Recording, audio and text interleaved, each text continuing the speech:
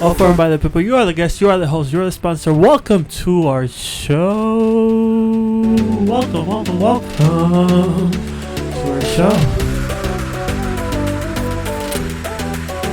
You are the guest, you are the host, you are the sponsor. Don't go, we're gonna have a great show. Educational, entertaining, and amazing. Just amazing. Why not? Woo!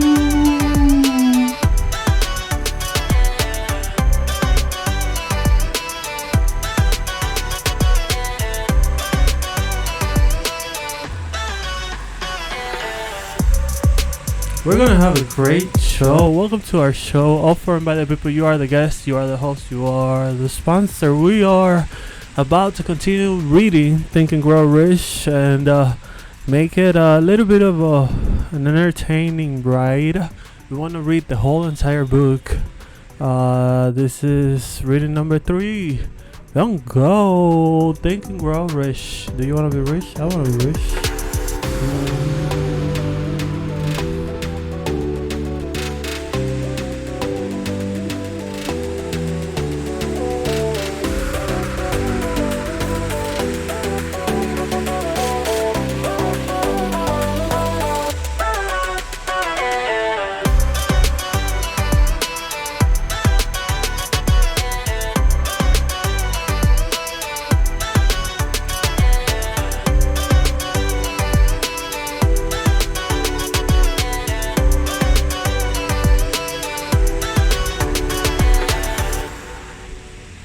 Think and Grow Rich, offered by the people. You are the guest, you are the host, you are the sponsor. Let us start. Welcome to our show. Let's start reading Think and Grow Rich, or continue reading. Let us jump into it right away. We're gonna give you the key for your brain, your subconscious, your mind to think and grow rich as we read the book. And we all, if you keep coming every day, we will keep thinking and growing rich. Why not? And here we go. Darius to these two experiences his ability to sell more than $1 million in life insurance every year. Life is strange and often imponderable. Both the success and the failures have their roots in simple experiences. Mr. Darby's experiences were commonplace and simple enough, yet they held the answer to his destiny in life. Therefore, they were as important to him as life itself. All the experiences were so important. He profited by these two dramatic experiences because he analyzed them and found the lesson they taught. But what of the man who has neither the time nor the inclination to study failure in search of knowledge that may lead to success? Do you study your failures? Are you inclined to stop and say, what can I learn from this failure? Do you get the lessons in every single time you fail? Do you get the lesson? Or do you just let it fly and don't learn anything from it? But what of the man who has neither time nor the inclination to study failure? What of that man? In search of knowledge that may lead to success, where and how is he to learn through some idea, plan, or purpose which may spring into your mind as you read? There was a little cut, but you know that you must always learn from failure and defeat. And as you read, which is the first paragraph here, we will get an idea, we will get a plan, something will come that will lead us to riches. One sound idea is all that one needs to achieve success. The principles described in this book contain the best and the most practical of all that is known concerning ways and means of creating useful ideas. Before we go any further in our approach to the description of these principles, we believe you are entitled to receive this important suggestion. You're entitled to receive this important suggestion When riches begin to come, they come so quickly in such great abundance that one wonders where they have been hiding during all those lean years.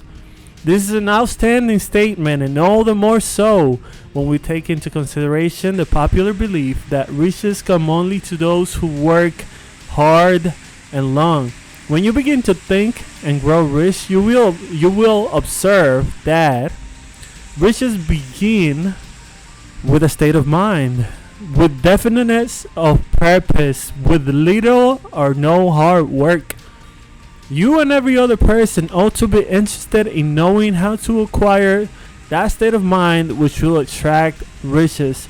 I spent 25 years in research analyzing more than 25,000 people because I too wanted to know how wealthy men become that way period. Without that research, this book could not have been written. Here, take notice of a very significant truth. The business depression started in 1929 and continued on to an all-time record of destruction until sometime after President Roosevelt entered office. Then the depression began to fade into nothingness. Depression was taking over, destroying everything. Roosevelt came to the presidency and depression went away like nothing. So depression, was it something that was out there? Was it something that came from somewhere? From the moon, from Mars, from the space? Did we create it ourselves? Well, this man came over and it went away. Depression began to fade into nothingness, just as an electrician in a tire raises the light, so gradually the darkness is transmuted into light. Before you realize it, the depression started just vanishing. So did the spell of fear in the minds of the people gradually fade away and become faith. Fear started to go away and it started to become faith. Fear went away and it started to become faith. And when fear became faith, the depression went away. Fear became faith.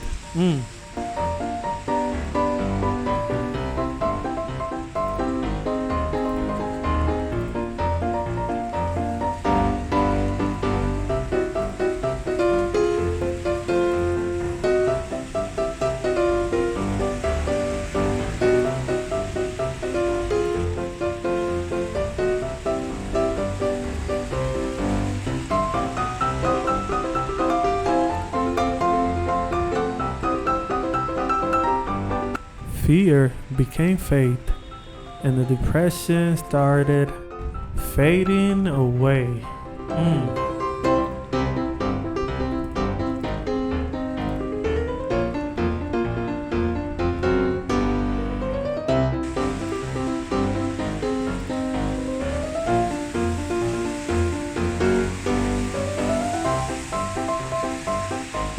The depression faded away.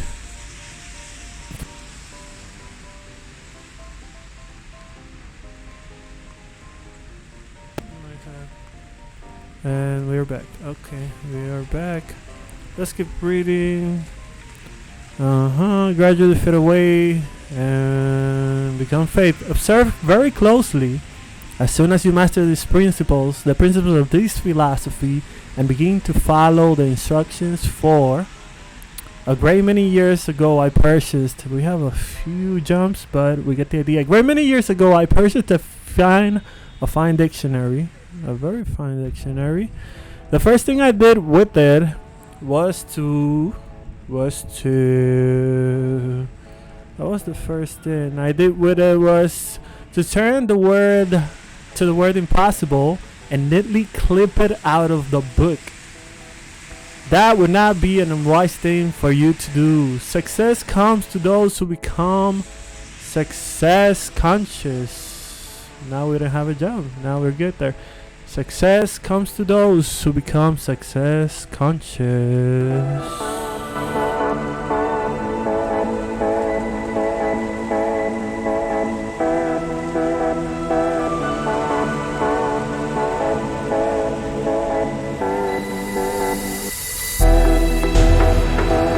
success conscious. Success comes to those who become success conscious.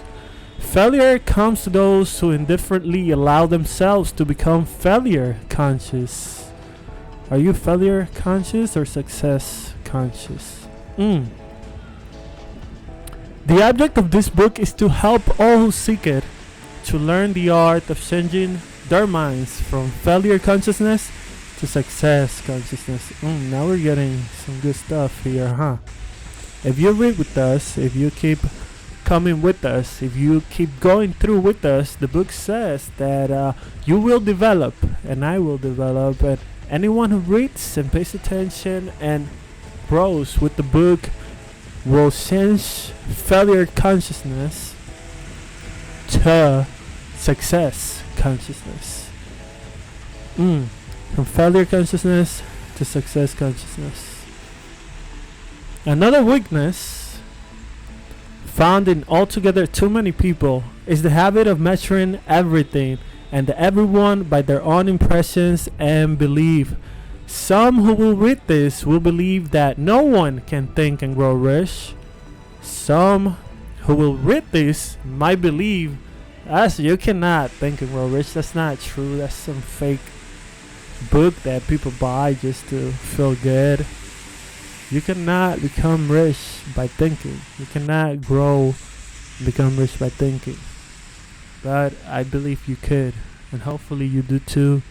And if you go through the entire book with us, you might think and grow rich. Think and grow rich. How about that?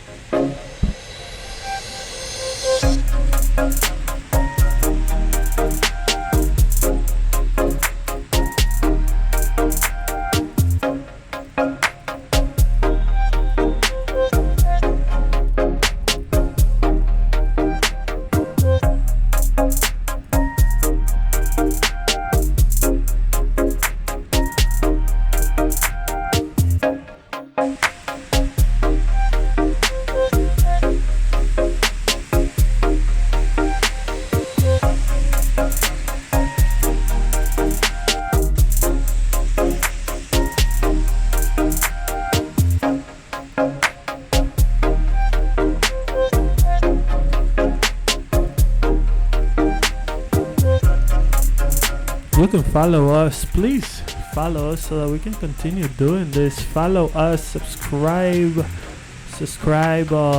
see us on YouTube, and listen to us on Spotify. You can get this if you're listening to it. You can see us on YouTube with video, and if you are seeing us on YouTube with video right now, as you see this flashing, you can also listen to this and every episode on Spotify as a podcast. The link is in the description. Please subscribe, like, follow, and do all that you can to help us share, to help us grow and keep doing this. We're gonna keep going like the girl from last episode that did not give up and just keep going. Why not? Yes. Think and grow rich.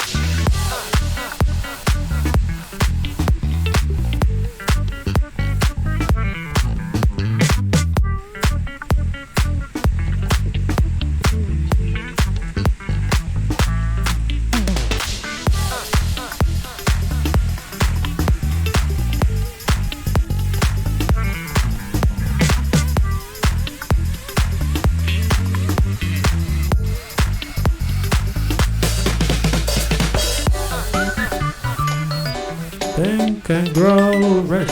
Thank you, Rish. We have a little technical difficulties. Let us fix this real quick. A little bit of music for you. Don't go. Don't go.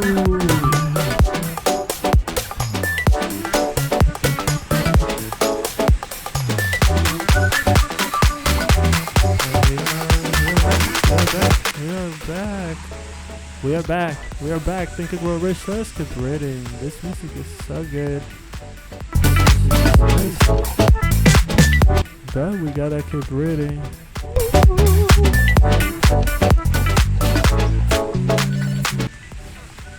Some people might not believe it. You cannot think and grow rich.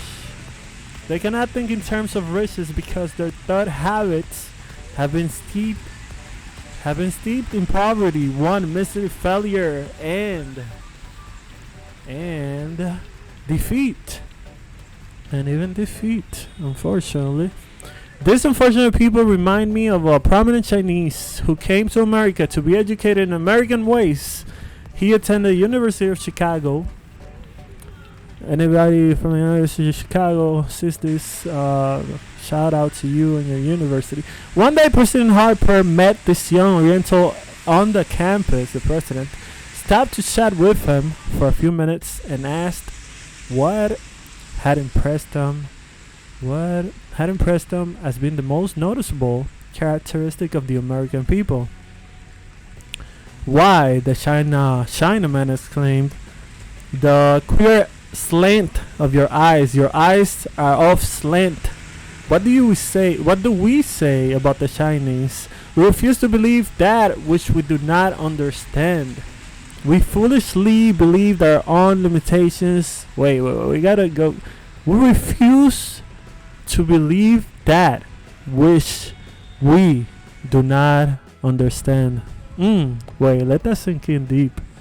We refuse to believe that which we do not understand. Oh my God.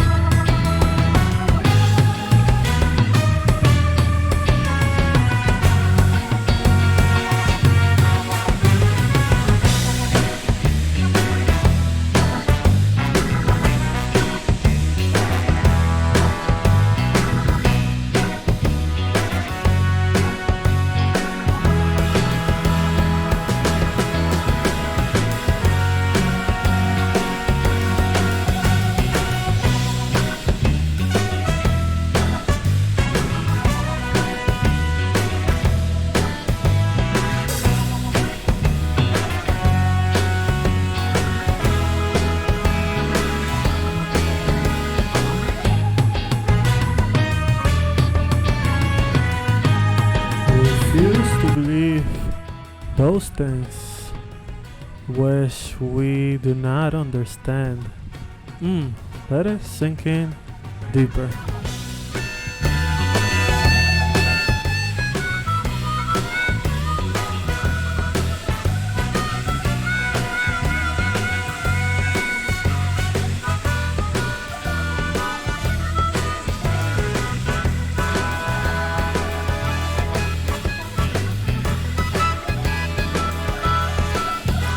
Don't refuse to believe something because you don't understand it. Understand it first, and then you can refuse to believe, I would say, in my humble opinion.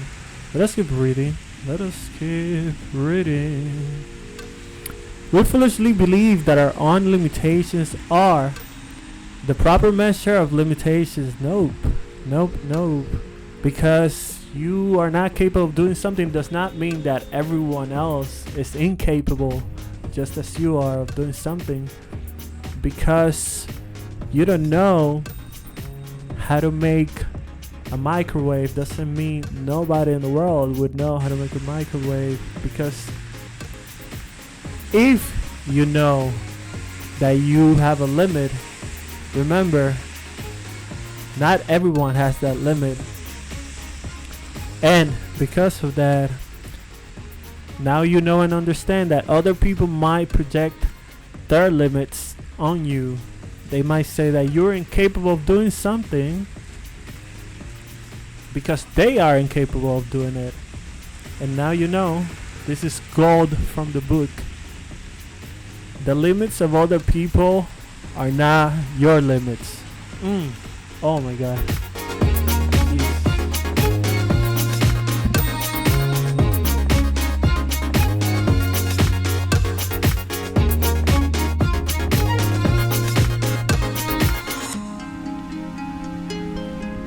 The limits of other people are not your limits.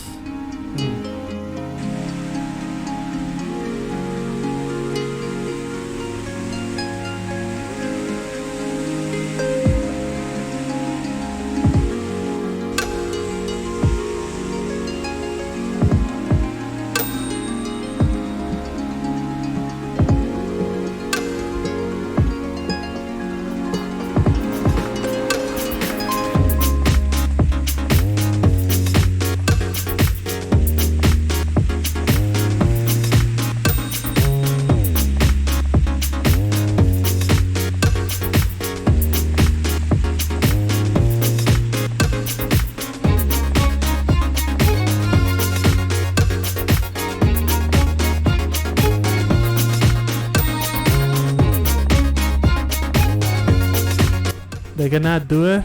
That's it. Their limit. That's their limit. Not your limit. That's their limit. Not your limit.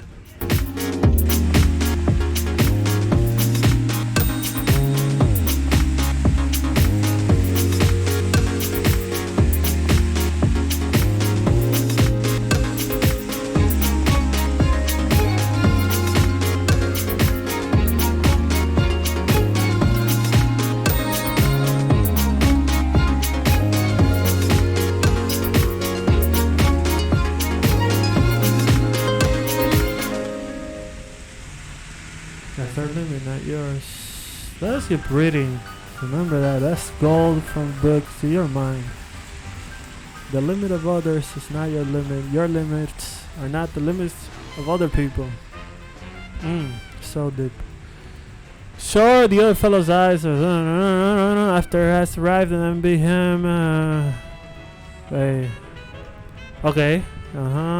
Millions of people look at the achievement of Henry IV after he has arrived and envy him because of his good fortune or luck or genius or whatever it is that they credit for Ford's fortune. Henry IV, creator of 4 martyrs. Perhaps one person in every 100,000 knows the secret of Ford's success. One person in 100,000. And those who do know are too modest or too reluctant to speak of it. Like, we know the secret. We know why Henry IV was so huge. We know why he made it so far.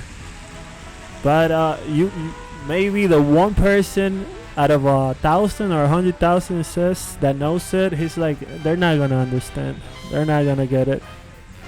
Can't even waste time because they are.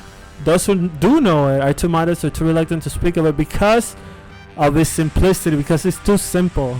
It's too simple. That's why they don't want to talk about it. You're not going to believe how simple it is. A single transaction will illustrate the secret perfectly. Only one transaction. A few years back, Ford decided to produce his now famous V8 motor, which is like the equivalent of Tesla now.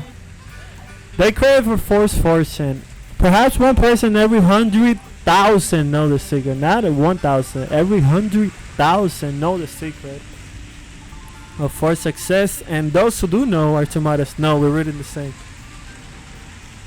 Ford said, produce it anyway. But they reply, it's impossible. Go ahead, Ford commanded, and stay on the job until you succeed. They were trying to make a car, the V8. And they're like, the workers are like, Ford, that's impossible. How are we going to make the V8? Let me see. The V8 motor, how are we going to make that? That's impossible. It's like, go ahead, he said, Ford, and stay on the job until you succeed, no matter how much time is required.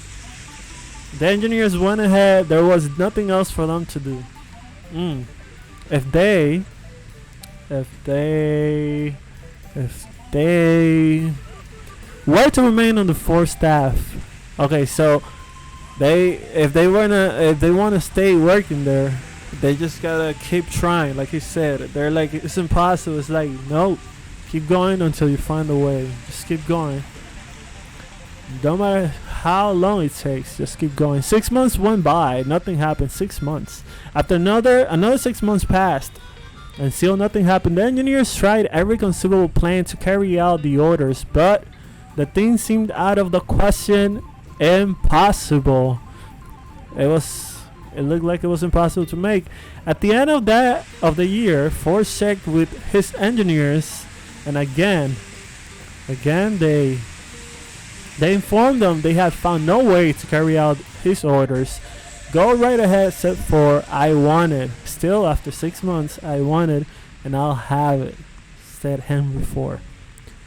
They went ahead, and then, as if by a stroke of magic, the secret was discovered. After 6 months, they just kept going and going and going. And when they said, it's impossible, no way, he said, go right ahead, keep going. And boom, magic. Boy, damn, it's crazy.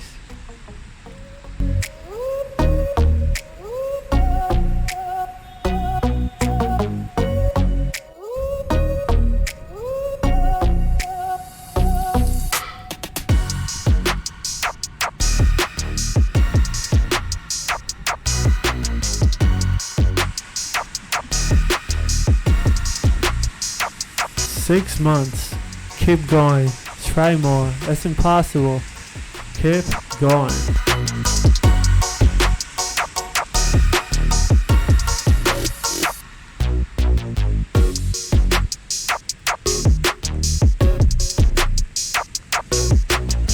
But Mr. Ford, it's impossible. Keep going.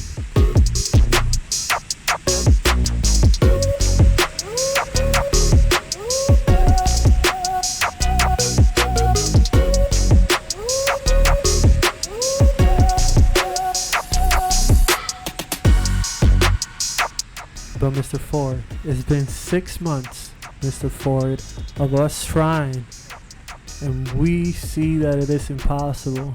Mr. Ford said, keep going.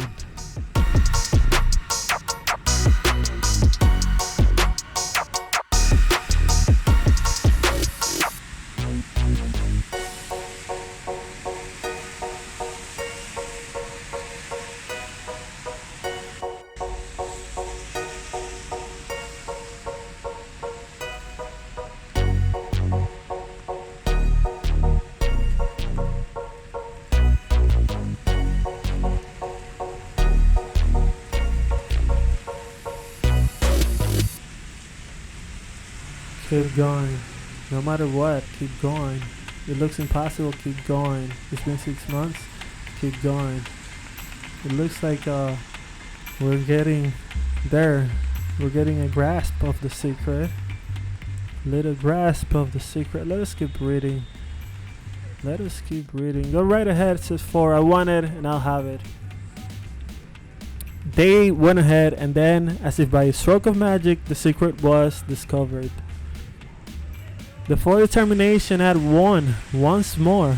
This story may not be described with minute accuracy, but the sum and substance of it is correct.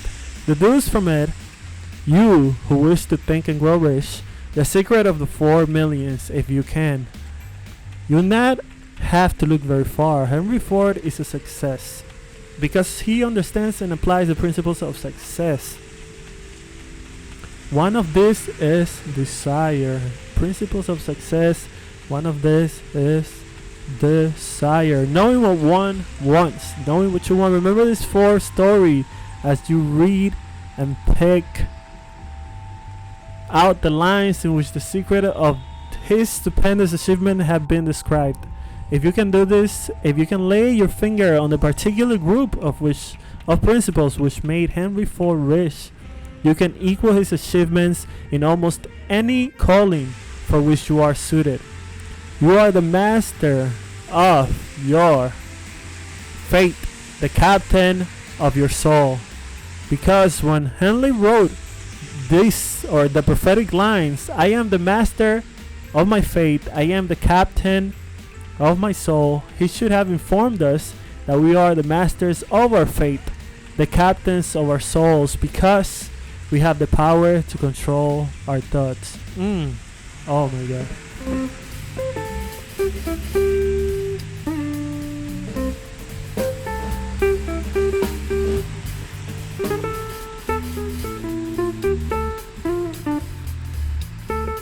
You are the master of your fate, the captain of your soul, because you have the power to control your thoughts. So deep. So deep. Because we have the power to control our thoughts, he should have told us that.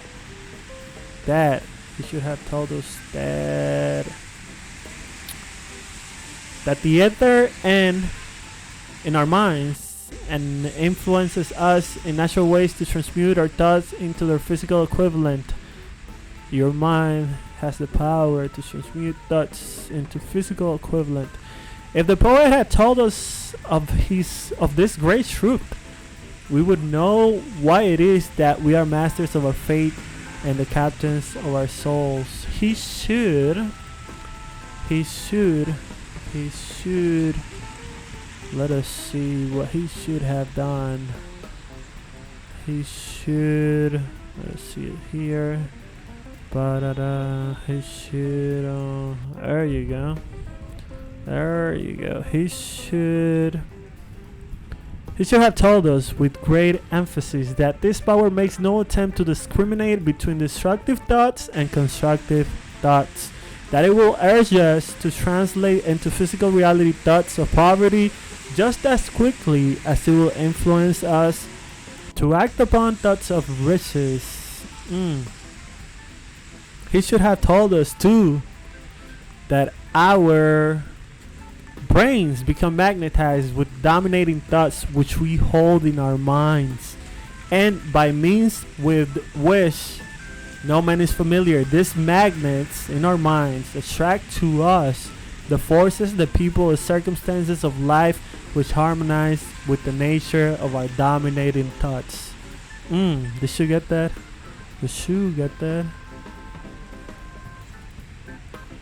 Your mind attracts your dominating thoughts. Your dominating thoughts are attracted by your mind, by your brain. It could be science, it could be philosophy, it could be psychology, but there is something. You attract what you think, what you believe, desire.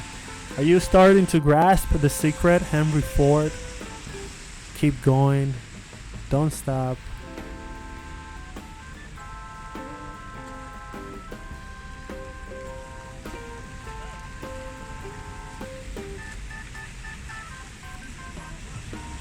Don't stop, and your mind distracts. Don't forget that. The trials, the forces, the people, circumstances of which life, which harmonize with the nature of our dominating thoughts. He should have told us that before we can accumulate riches in great abundance, we must magnetize our minds with intense desire for riches. You magnetize your mind with desire. That we must become money conscious until the desire for money drives us to create definite plans for acquiring it. But being a poet and not a philosopher, Henley contented himself by stating a great truth in poetic form. Leaving those who followed him to interpret the philosophical meaning of his lines. Little by little, the truth has unfolded itself until it now appears certain that the principles described in this book hold the secret of mastery over our economic fate. We are now ready to examine the first of these principles. Maintain an open spirit. Maintain a spirit of open-mindedness. And remember, as you read, they are the invention of no one man. The principles were gathered from the life experiences of more than 500 men who actually accumulated riches in huge amounts. Men who began in poverty with but little education without influence. And now we're about to enter the zone for the principles. Our minds are ready. If you have seen episodes, if you have come along with us, our minds are ready. Our subconscious is ready to grasp and take in all these principles that would allow our minds to extract our dominant thoughts. If you listen and pay attention to this, then thinking and growing rich will become one of your dominant thoughts. It will go to your subconscious and you will start thinking and growing rich. And as we read, we attract those things. We attract those things. We attract those things that we think of the most. So let us stop here. Next episode, we're gonna jump into going into the principles that will change the way we see everything, think of everything, grasp everything, our dominant thoughts, and that will lead us to think and grow rich.